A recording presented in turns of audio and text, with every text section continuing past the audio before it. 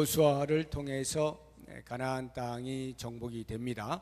그래서 하나님께서 약속하신 대로 그 12지파에게 땅을 기업으로 나누어 주게 됩니다.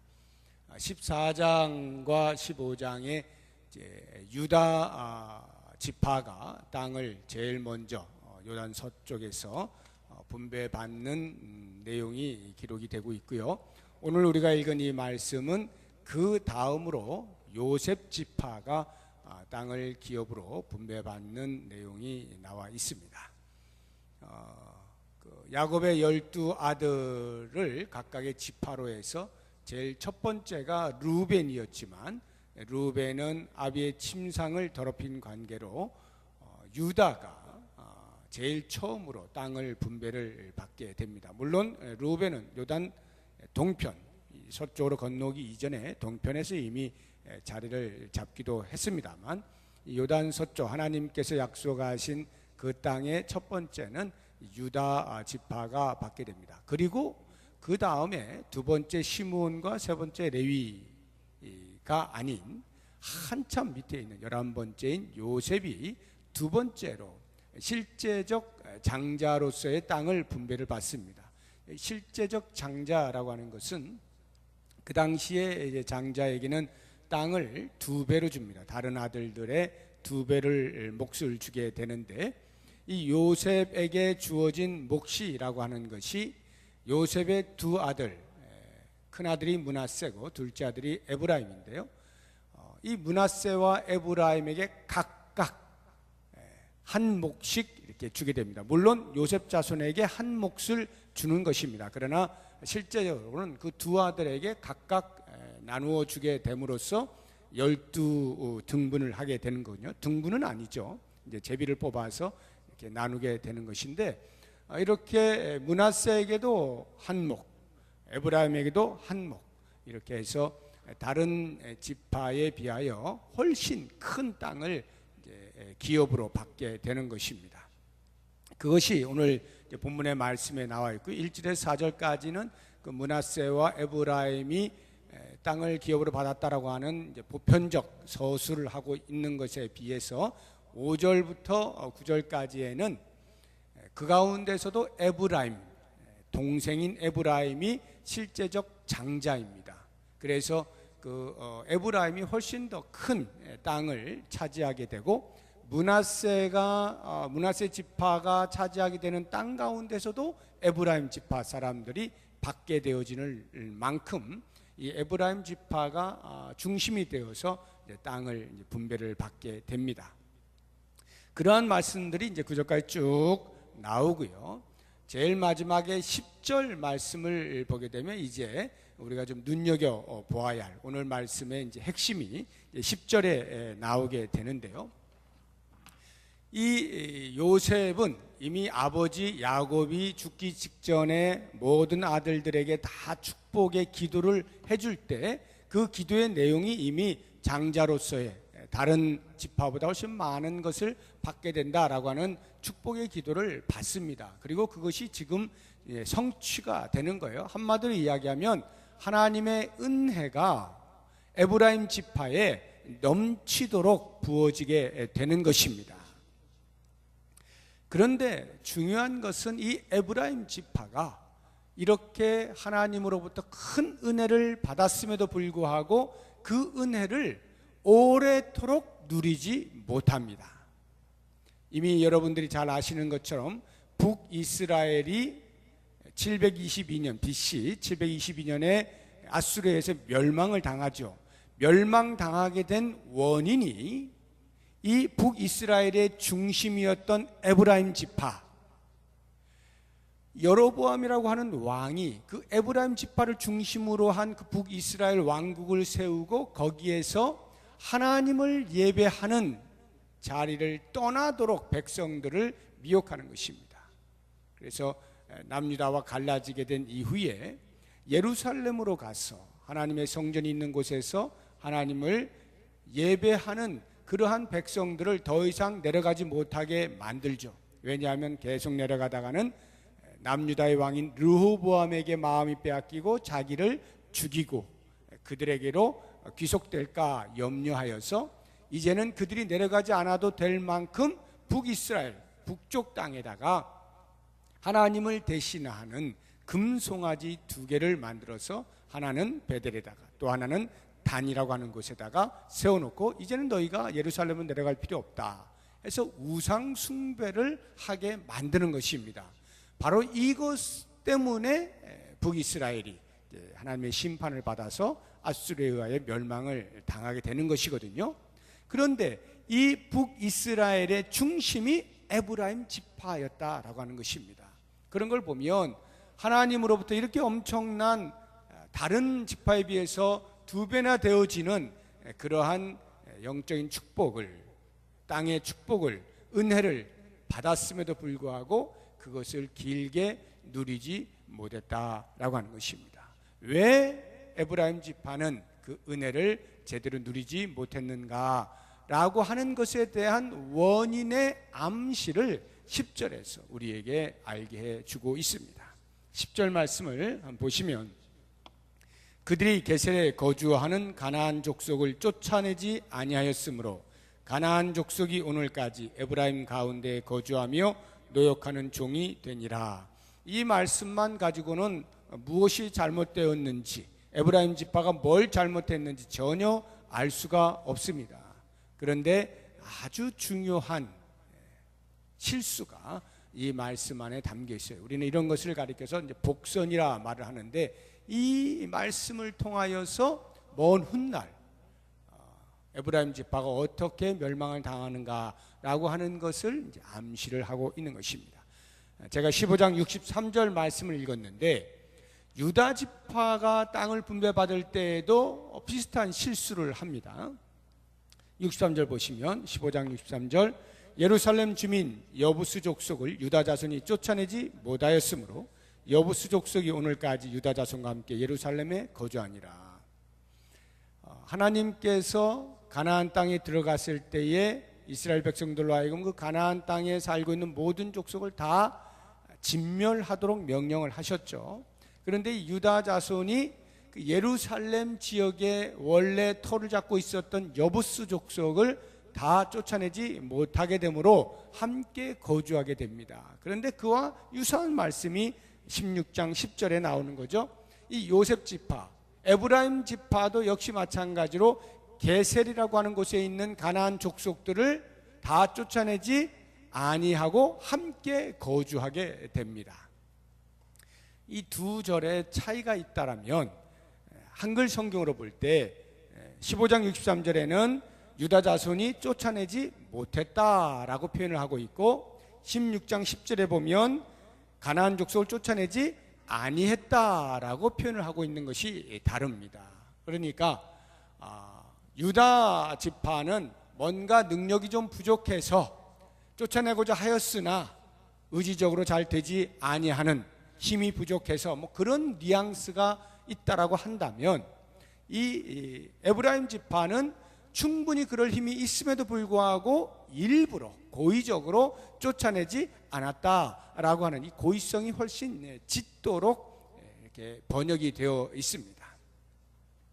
그렇다고 해서 유다 지파가 그것으로부터 어떤 변명을 할 수 있는 구실이 되지는 못합니다. 쫓아내지 못했다라고 하는 것은 그들이 볼 때는 그럴런지 몰라도 하나님께서는 이미 여호수아를 통해서 내가 발로 밟는 것은 다 너에게 주겠다라고 말씀하셨고, 백성들이 다 들었고요. 실제로 대부분의 전쟁에서 승리를 하였고요. 다 그것을 얻었습니다. 그러니까 하나님께서 하신 전쟁의 승리를 맛본 이스라엘 백성들, 특히 유다 지파가 이 여부스 족속을 자기들이 힘이 없어서 쫓아내지 못했다라고 하는 말은 사실상 맞지 않는 거죠. 얼마든지 하나님을 의지하고 하나님께서 앞장서시면 물리칠 수 있는 그런 경험을 충분히 한 자들로서 얼마든지 쫓아낼 수 있었던 겁니다. 쫓아내지 못했다라고 하는 표현 속에서 유다 지파가 변명할 수 있는 구실이 되지는 못한다. 그러면 16장 10절에 나오고 있는 이 에브라임 지파가 가나안 족속을 쫓아내지 않았다라고 하는 것은 말 자체에서 이미 그들의 고의성이 드러나고 있는데, 이렇게 쫓아내지 아니한 것이 무엇이 문제냐라고 할 때, 하나님께서 다 쫓아내라고 명령을 하셨는데 그 명령에 대하여 순종을 하지 않은 거죠. 그런데 이 순종하지 않은 것, 왜 하나님은 다 쫓아내라고 하셨을까? 잔인한 하나님으로 비추어지는 그러한 행동을 이스라엘 백성들로 하게 하였느냐라고 할 때, 그것은 이 가나안 땅에 있는 족속들이 영적으로 우리가 해석을 할 때 그것은 이 땅에 있는 죄를 상징하는 것입니다. 하나님의 다스림이 있는 그 땅, 거룩해야 할 그 땅에 죄를 남겨두실 수 없으시다. 그러니까 죄를 제거해라 라고 하는 차원에서 하나님의 약속의 땅 가나안에 있던 그 죄가 편만한 가나안 족속들을 전부 물리치도록 명령을 하신 것이죠. 그러니까 그 명령에는 죄를 없애라 라고 하는 것이었는데 그것을 하지 않았다라고 하는 거죠. 자, 이렇게 이 말씀 때문에 하나님께서 에브라임에게 충분히 큰 은혜를 부어 주셨음에도 불구하고 그것을 다 누리지 못하게 되었다라고 하는 것인데, 그러면 그들이 은혜를 누리지 못하게 된 구체적으로 세 가지를 간단하게 우리가 한번 보면, 제일 먼저 생각해 볼 것은 에브라임 지파는 사소하다고 생각되어지는 죄에 대하여 가볍게 여긴 것입니다. 무슨 말인가 하면, 에브라임 지파가 그 땅에 있는, 자기들이 기업으로 받은 그 땅에 있는 모든 족속들을 한 명도 죽이지 않고 다 남겨둔 것이 아닙니다. 전부 멸절을 해 나가는데 이 게셀이라고 하는 땅에 있는 가나안 족속만 남겨둔 거예요.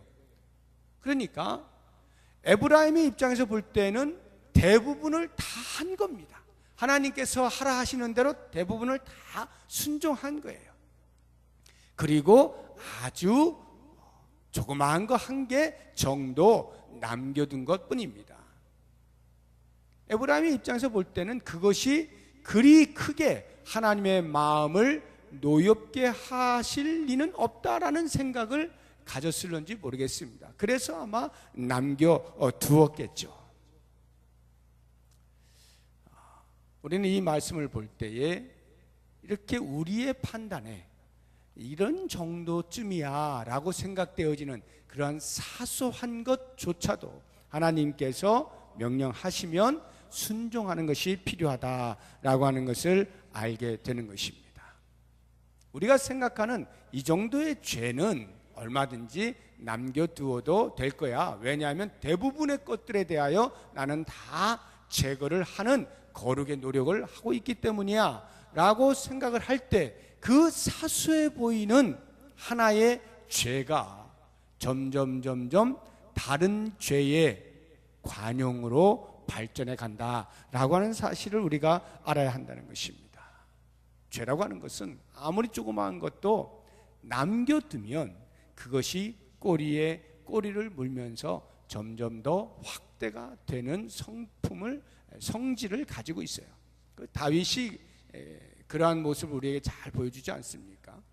다윗이 우리의 아내를 범한 것이 사소한 죄는 아닌데요, 아무튼 죄를 지었다라고 할 때 그 죄를 남겨두게 되면 또 다른 죄를 물고 나아가는 것입니다.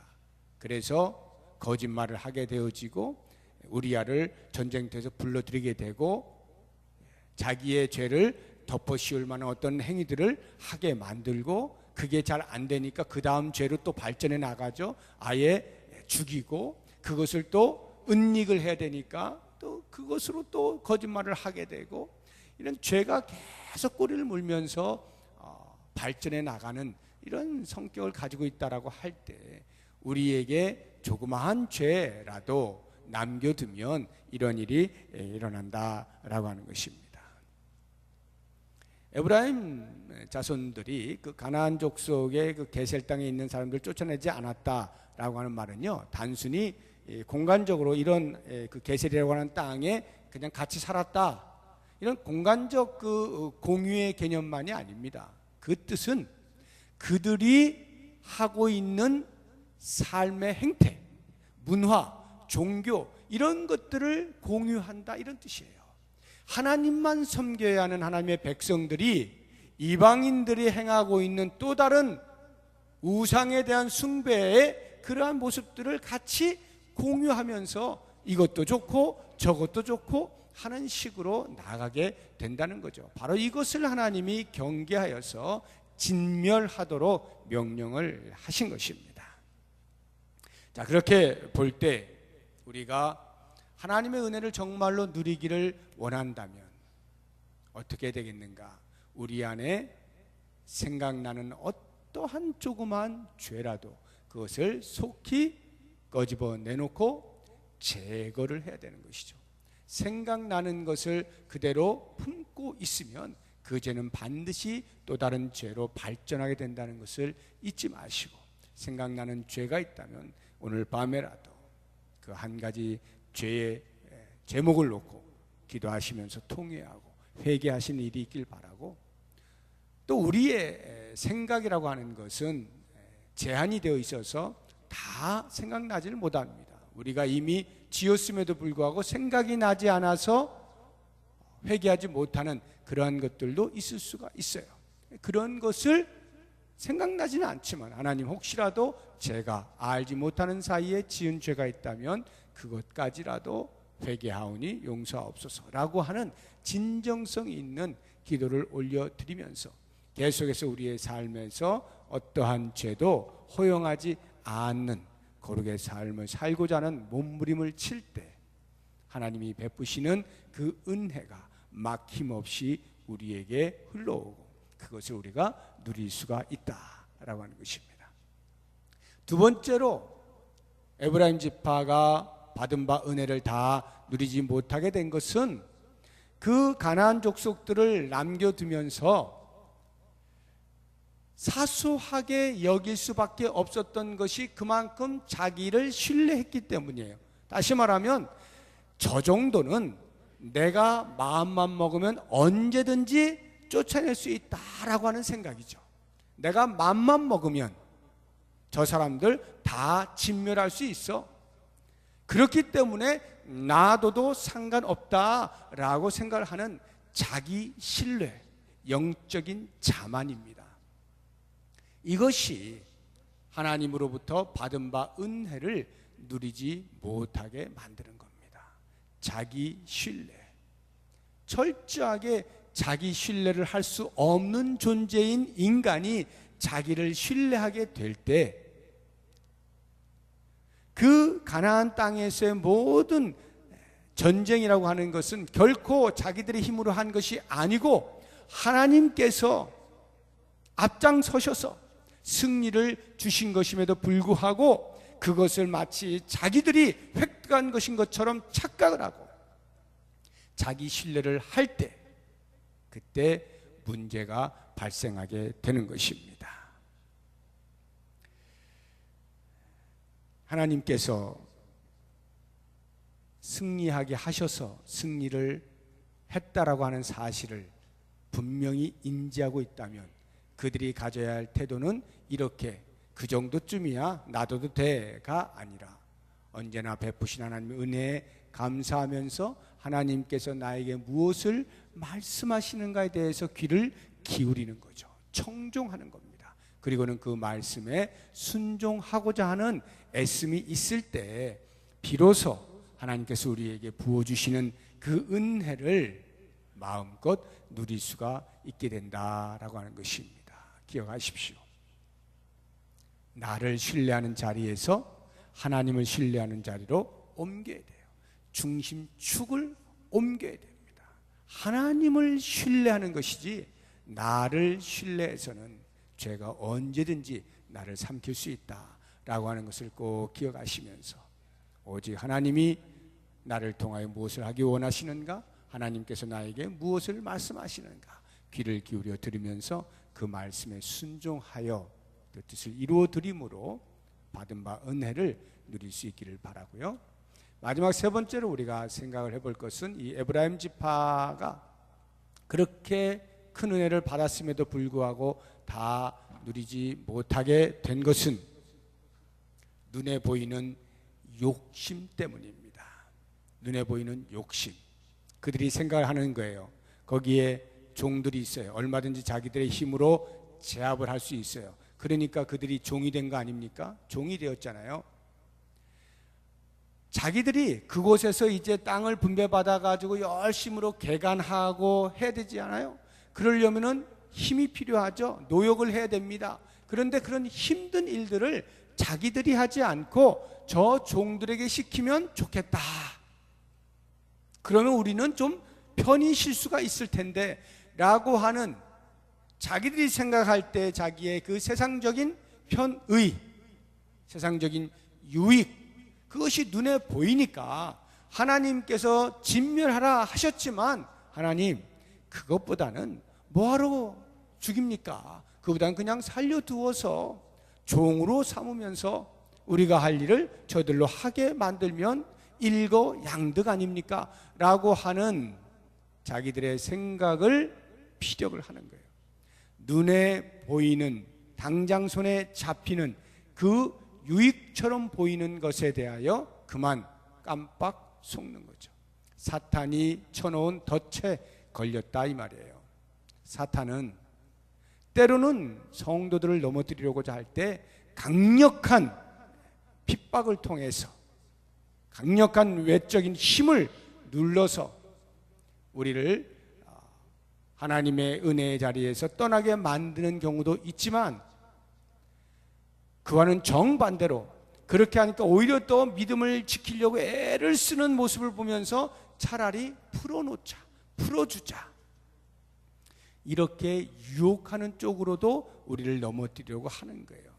그래서 이 땅에 교회를 남겨두자, 교회를 다 말살시키려고 하니까 성도들이 더 막 지하 동굴까지 찾아 들어가가지고 거기서도 하나님을 경배한다고 하니까 차라리 지상에다가 교회들을 다 남겨두자, 그리고 믿음을 시들시들하게 만들자, 이런 작전을 쓰는 거예요. 성도들로 하여금 대충 믿어도 되게끔 그렇게 만드는 거예요. 지금 봐라, 넌 교회 다니고 있지 않느냐, 얼마든지 교회 다니면서 예배 드리고 있지 않느냐, 그거면 됐지 뭐. 그다지 그렇게 열심히 낼 필요가 없어. 그건 미친 짓이야. 그냥 적당히 예배 드리고 가면 그게 얼마나 모범적인 모습이냐 라고 하는 식으로 사탄이 속임수를 쓰는 것이죠. 예수를 얼마든지 믿어라, 예수님 사랑한다라고 고백도 해라. 그렇다고 세상을 미워하지는 마. 세상도 얼마든지 너희들이 즐길 수 있어. 세상도 얼마든지 사랑하면서 예수님 사랑할 수 있는 거지 라고 하면서 한쪽을 그대로 허용해 주면서 또 다른 쪽에 손에 잡히는, 눈에 보이는 달콤한 사탕을 두고 그것을 집도록 만든다 이 말이에요. 에브라임 지파가 바로 그것을 한 겁니다. 하나님께서 정령 진멸하라 하셨음에도 불구하고 당장 그들을 살려두고 종으로 삼으면 힘든 일들을 그들이 대신해 주니까 훨씬 편하고 좋은 걸요 뭐 라는 생각을 하게 만들었다 이 말이죠. 그것을 붙잡는 순간 그들이 받은 바 은혜는 다 떨어지고 누릴 만한 은혜가 없어지게 되는 거예요. 하나님께서 부어주지 않으셔서 은혜가 없는 것이 아니라 내가 그 은혜를 다 떨고 먹는 것이다. 오늘 이 말씀들을 보면서 하나님께서는 이미 예수 그리스도를 통해서 우리로 구원받게 하신 다른 그 무엇과 비교할 수 없는 가장 큰 은혜를 부어주셨어요. 그리고 그 은혜에 걸맞게 일상의 삶에서 자기 아들을 아끼지 아니하시고 주신 그분이 다른 그 무엇을 아끼겠느냐 하시면서 지금 이 순간에도 우리에게 끊임없이 하늘문을 여시고 은혜를 부어주시는 거예요. 그리고 그 은혜가 잠시 잠깐으로 그쳐지지 아니하고 주님 다시 오시는 그날까지 계속해서 부어질 것을 약속하시고 우리로 하여금 받게 하시는 거예요. 우리에게는 하나님의 은혜가 어디 있느냐라고 찾을 필요가 없을 만큼 계속적으로 우리의 삶에서 부어지고 있어요. 그런데 만약에 우리가 지금 그 은혜를 어딨지? 하나님 은혜가 어딨지? 라는 생각이 든다면 지금 이 에브라임 지파와 같은 착각을 하고 있지는 아니한가, 실수를 하고 있지는 아니한가를 살펴볼 필요가 있는 것입니다. 지극히 작은 것에도 하나님의 은혜에 대하여 감격할 수 있다면 참으로 감사한 일입니다. 그런데 하나님의 은혜가 도무지 내 삶에 어디 있는가? 하나님이 주무시는가? 하나님이 외면하시는가? 아니요.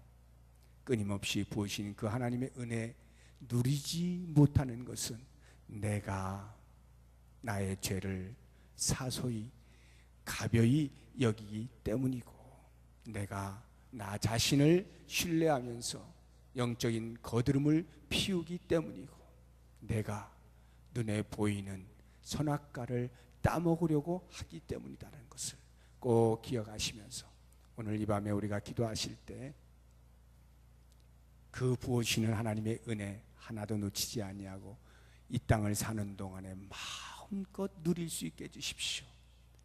그러기 위해서 내가 이러한 삶을 살기 원합니다 라는 기도의 제목으로 함께 기도하는 밤이 될 수 있기를 바랍니다. 기도하겠습니다.